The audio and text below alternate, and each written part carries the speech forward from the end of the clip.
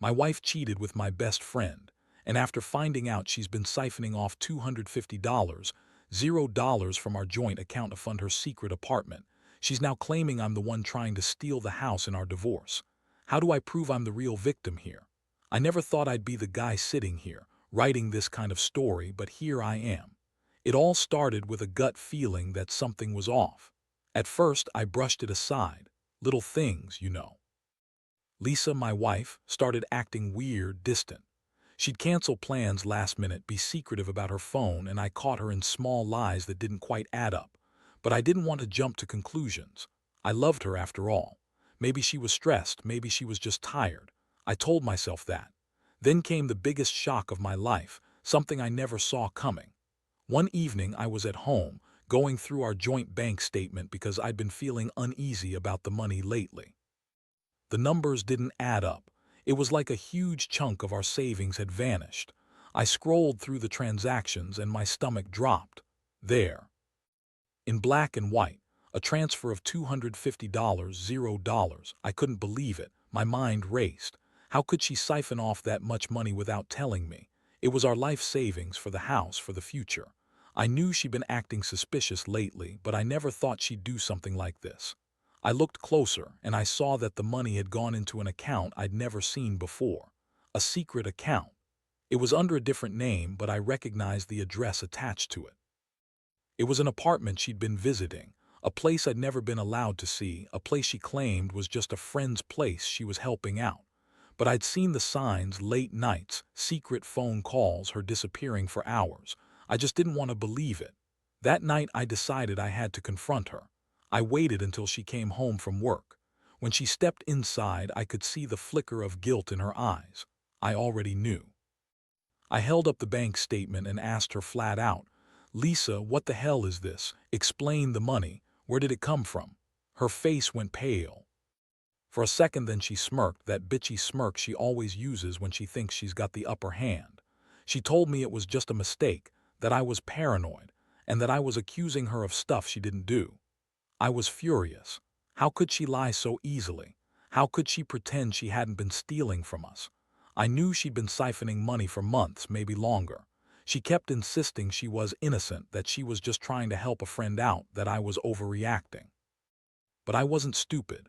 I'd seen her texts, her secret meetings, her hiding her phone when she thought I wasn't looking. The truth was staring me in the face. The worst part, she had the nerve to call me jealous and paranoid when I confronted her. She said I was just insecure, that I didn't trust her. But trust isn't about ignoring the obvious.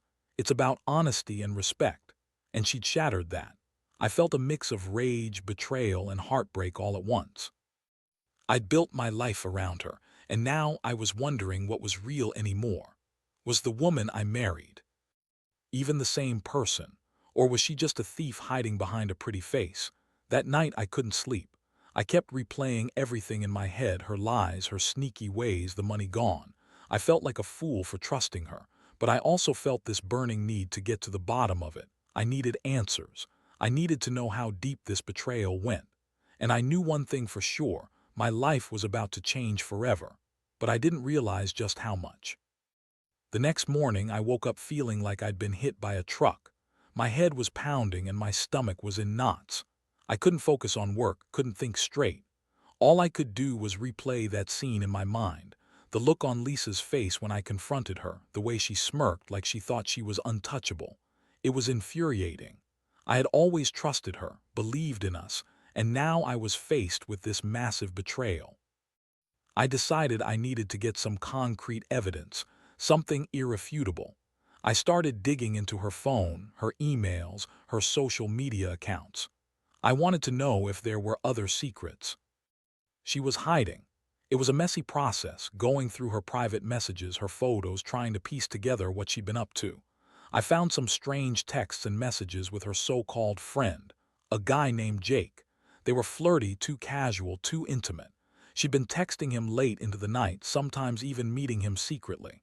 The worst part, she lied about everything, said she was working late, that she was helping a friend move. I knew better now. I also noticed her phone bill had hundreds of calls and texts with Jake, all hidden under different labels. It was obvious she'd been hiding this affair for months. How could she have done this to us, to me? I felt humiliated, angry, and betrayed all at once. I wanted to tear her apart, but I knew I had to stay composed. I needed to plan my next move carefully. That's when I discovered the apartment she'd been visiting, her secret place.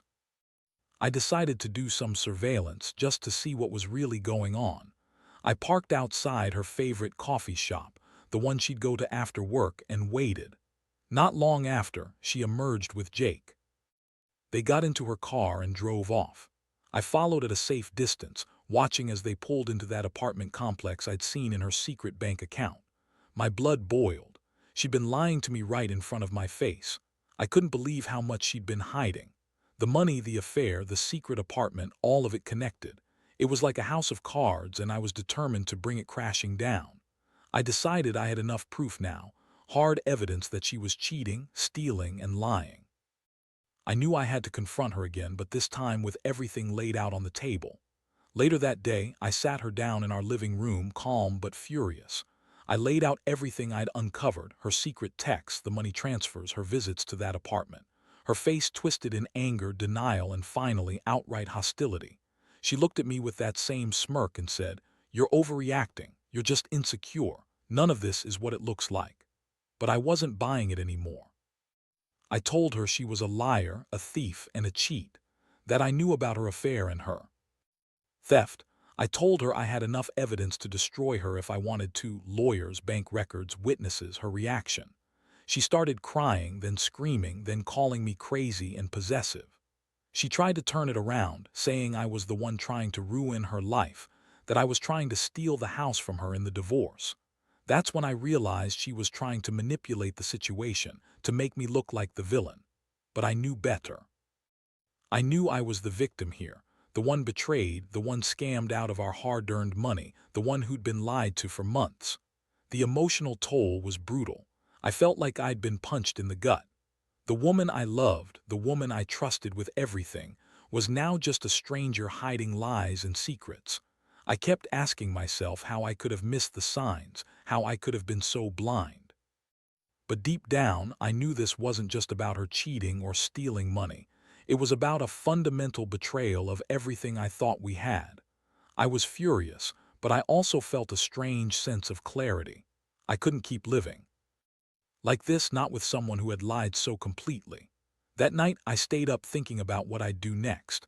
I knew I had to protect myself legally, get a lawyer, prepare for a divorce, and make sure I had all the evidence I needed. I wasn't going to let her twist the story in her favor. I was the one who'd been wronged, and I was going to fight for what's rightfully mine. I didn't trust her anymore, and honestly, I didn't want to. But I also knew I'd have to face the fallout, her screaming, her accusations, and whatever else she'd throw my way. The emotional damage was done, and I had to start rebuilding, one step at a time. After that confrontation, everything changed. I knew I couldn't just sit around and let her manipulate the situation. The first thing I did was hire a lawyer, someone who specialized in financial crimes and infidelity cases. I needed someone who could help me navigate the mess she'd created, especially with the house and the money. I started gathering all the proof I had: screenshots of her texts, bank statements, recordings of her conversations, and even receipts from that apartment. My goal was clear. I wanted to prove she had been stealing from us and cheating behind my back. Meanwhile, Lisa was still trying to spin it her way. She started calling me paranoid, accusing me of trying to control her. She'd say I was just jealous of her friendship with Jake, that I was insecure because I didn't trust her. She threw tantrums, called me controlling, and even accused me of trying to ruin her reputation. But I wasn't falling for it. I knew exactly what she was doing. She was trying to gaslight me, make me doubt myself, and turn the tables so I'd look like the bad guy. I knew her game now. One of the worst moments came when she accused me of wanting the house just to control her. That was laughable. She siphoned off $250,000, lied, cheated, and now she was crying about losing her freedom. It was infuriating. I told her flat out, "Lisa, I'm not after the house. I want my life back. I want my trust restored, and I want what's fair after you stole from us and betrayed everything we had." She looked at me like I was crazy, but I didn't care anymore. Her lies had worn me down, and I was done playing nice. I started reaching out to a few friends and family, telling them what was going on. Not because I wanted to gossip, but because I needed support. I felt so alone, so betrayed. The woman I loved had become a stranger, and now I was fighting to keep what was left of my sanity and my money. I also contacted a forensic accountant to help me trace the money she'd stolen. He confirmed what I already suspected. She transferred most of that $250, $0 into her secret account and used it to fund her apartment, her trips, her new life. It was shocking how quickly everything unraveled. She had been living a double life for months, maybe longer. The apartment she'd been hiding was furnished with brand new furniture, clothes, and even a new car, all paid for with stolen money. It was like I was living in a nightmare I couldn't wake up from. I kept asking myself how she could do this to me, to us. How she could lie, cheat, and steal so blatantly, then turn around and accuse me of trying to take the house or ruin her life. One day I caught her in a lie again. She told me she'd stopped seeing Jake, that it was just a fling she had before she realized she loved me. But I had proof, screenshots of her planning meetups, her talking about how excited she was to see him again. She'd been lying right to my face. That was the final straw. I knew I had to act fast. I wanted to end this before she could do any more damage. I sat down with my lawyer and laid everything out. We discussed our options, how to get the house protected, how to freeze her accounts, and how to prepare for a divorce.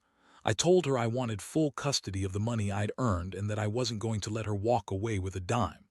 I was ready to fight for my rights, even if it meant going to court. I also planned to confront her again, but this time with all the evidence in hand. I wanted her to understand that I wasn't going to be a victim anymore. I was done being played. It's hard to put into words how I felt during all this. Part of me was devastated, heartbroken that the woman I married had betrayed me so completely. But another part was furious at the lies, the theft, the betrayal. I felt betrayed on every level. I started questioning everything, our past, our future, even my own judgment. But I knew I had to stay strong. I had to protect myself and my future. I couldn't let her win, not after everything she'd done. So I kept pushing forward, gathering every piece of evidence, making sure I was prepared for the storm that was coming. The days that followed were a blur of lawyer meetings, late-night research, and endless calculations. I felt like I was fighting a war on two fronts, emotionally trying to process everything and legally trying to safeguard what was left of my life. I spent hours poring over bank statements, transaction histories, and emails, making sure I had every shred of evidence to back up my claims. Every time she called or texted, I kept my responses cold and calculated. I knew she was trying to manipulate me, to turn the situation in her favor, but I refused to let her. One afternoon, I decided I needed to see her face to face and lay everything out in a way that left no room for doubt. I told her I had all the proof, bank records, witness statements, her own texts, and that I was prepared to take this to court if necessary. Her reaction was classic. She started crying, claiming she was sorry, that she didn't mean for it to get this far, and that she loved me. She begged, said she'd do anything to make it right, but I wasn't buying it anymore. I told her tears meant nothing. She'd already crossed every line, and I wasn't going to let her manipulate me into thinking she was innocent. Her bitchy attitude only intensified. She called me paranoid, accused me of trying to control her life, and insisted I was just jealous of her freedom. I told her she was full of shit. She had stolen from us, cheated on me, lied to my face, and then had the nerve to act like the victim. I explained that I was done playing her game. The only thing I wanted now was to protect my money, get her out of the house and move on, preferably without her dragging me through the mud in court. Meanwhile, she kept trying to spin her story, trying to twist everything to make herself look like the victim. She said I was just pissed off because she'd found someone new, like that justified everything she'd done. She claimed she was trying to fix things. But I knew better. She'd been planning her escape for months, siphoning off our savings, secretly seeing Jake, and pretending everything was fine. Every lie she told just made me angrier. How could someone be so manipulative, so cold? I also started talking to a forensic accountant again. We went over her financial records, and the numbers confirmed what I already knew. She'd spent a huge chunk of that stolen money on her apartment, designer clothes, a new car, and trips abroad. It was like she'd built a whole new life behind my back. I couldn't believe how deep her deception went. She'd been living in a fantasy world, thinking she could get away with it forever, but I had everything documented now. I was ready to take her to court, ready to fight for what was mine. One night I stayed up, late, staring at the ceiling, thinking about everything. I kept asking myself how I missed the signs, how I could have been so blind. But I also felt a strange sense of clarity. This was the end of the line for us. I realized I had to let go of the woman I thought I knew and focus on rebuilding my life. I couldn't keep holding on to hope that she'd change or that she'd come back to her senses. She had made her choice, and now I had to make mine. The next step was to file for divorce. I knew it was going to be messy, especially with her trying to claim I was trying to steal the house or that I was the one at fault. But I had the evidence, proof of her theft, her affair, her lies. I was confident I could prove I was the victim here. Still, I had to prepare myself for her accusations, her tears, and her manipulations. I was bracing for a fight, but I was also ready to walk away from this nightmare. I just wanted to put it all behind me and start fresh. The road ahead wouldn't be easy, but I knew I had to do what was right for me. The legal process moved faster than I expected, probably because I had all the evidence lined up. My lawyer filed for divorce, and I made it clear from the start that I wasn't going to be pushed around. I wanted the house, the bank accounts, and most importantly, the money I'd worked so hard for. I also requested full custody of any remaining assets and demanded she return what she'd stolen. I knew she'd try to fight dirty, spin stories, and drag things out, but I was prepared for that. I had everything documented, and I was ready to stand my ground. Meanwhile, Lisa's attitude shifted from bitchy to downright hostile. She started accusing me of being the bad guy, claiming I was trying to ruin her life and steal her happiness. She called me controlling, insecure, and even tried to accuse me of abuse, just to make herself look like the victim. It was disgusting, but I stayed calm. I knew her game.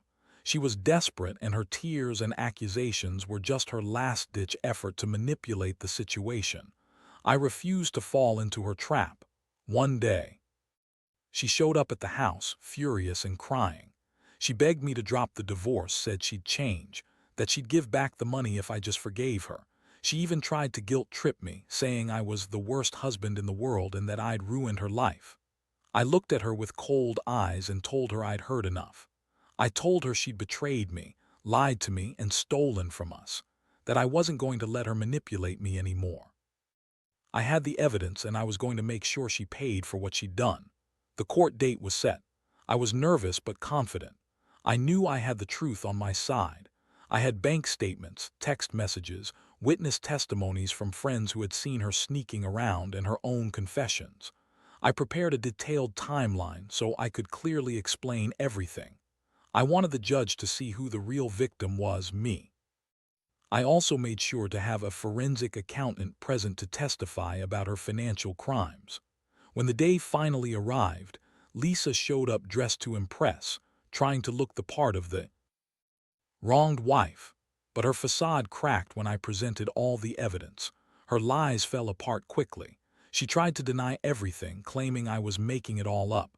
But her voice trembled when I played the recordings of her talking with Jake, the bank statements, and the texts she'd sent. The judge's face was unreadable, but I could tell she was taking everything in. By the end of the hearing, it was clear who the guilty party was. The judge ruled in my favor on most counts, awarding me the house, the savings, and full custody of the remaining assets. Lisa's face twisted in anger and frustration when she realized she'd lost.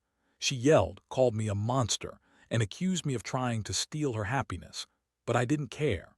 I'd finally shown her that her lies and betrayal wouldn't go unpunished. As I walked out of the courtroom, I felt a strange mix of relief and exhaustion. The nightmare was finally over, but the emotional scars remained. I knew I'd have to rebuild from this, piece by piece. I started thinking about what I'd do next, how I'd move forward, how I'd heal. I realized I'd been so focused on fighting her that I hadn't given myself a moment to breathe. Now, I could finally take a step back and start to put my life back together. I made a promise to myself that I wouldn't let betrayal define me. I'd learned a lot through this ordeal about trust, about the importance of protecting what's yours, and about how far some people will go when they're desperate. I also learned that even when everything looks hopeless, the truth tends to come out in the end. I've got a long road ahead, but I'm finally free from her grip. And honestly, that feels like the biggest victory of all. In the weeks that followed, I felt like I was finally starting to breathe again. The house was quiet without her yelling or sneaking around. I moved into a smaller apartment nearby, just enough space to start over without the constant reminder of her betrayal.